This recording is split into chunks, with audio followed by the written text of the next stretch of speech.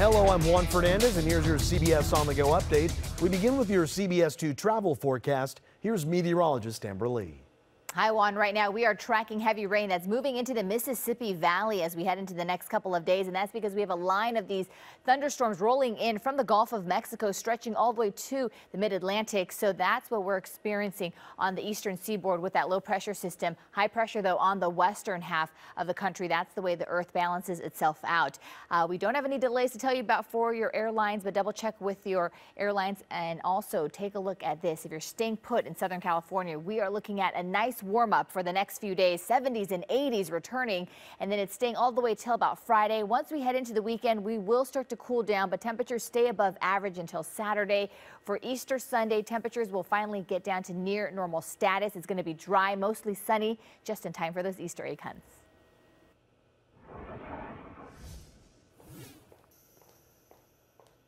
Here's your CBS On The Go sports. A Chicago man who spent nearly 24 years in a prison for a crime he didn't commit got his old job back with the White Sox. Henna Doba shows us the moment that Nevis Coleman stepped onto the field for the first time in 2 decades. While the ballpark the Chicago White Sox call home has gone through a few different names and major renovations since Nevis Coleman last worked here more than 20 years ago, he says the feeling is all too familiar. I felt comfortable here, and everybody here was family to me. You know, I wake up in the morning and be like proud to come to work. For Coleman, it's not just about working on the grounds crew. In the same position, he was forced to leave after he was wrongfully convicted. It's about gaining independence. I can be independent now. You know, I don't have to worry about everybody giving me things. You know, I could support myself now. Coleman and another man had been serving time for the 1994 rape and murder of a 20-year-old woman. The now 49-year-old says they were convicted after police beat confessions out of them. But recent DNA evidence showed neither man was guilty of the crime.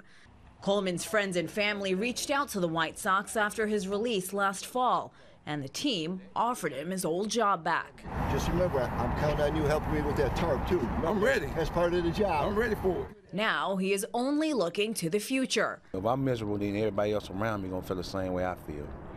I don't want that. So as long as I got my family, my babies, my grandbabies behind, I'm good. Coleman says he hopes to move up to full-time staff.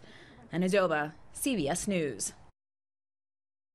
A $2 million donation today for Habitat for Humanity of Puerto Rico. It's to help fund construction of homes on the hurricane-ravaged island.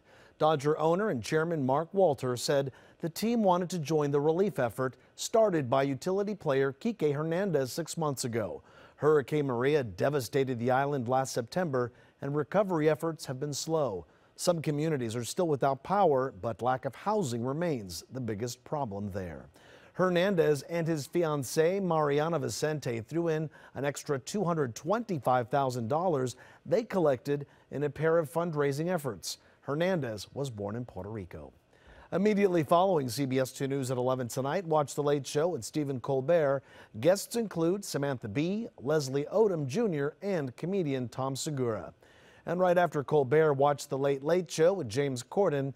His guests are Adam Devine and Zoe Deutsch. Watch Corden and Colbert right after CBS 2 News at 11. And that's your CBS On The Go update. Remember, we're always on CBSLA.com. And join us every night for CBS 2 News at 5, 6, and 11.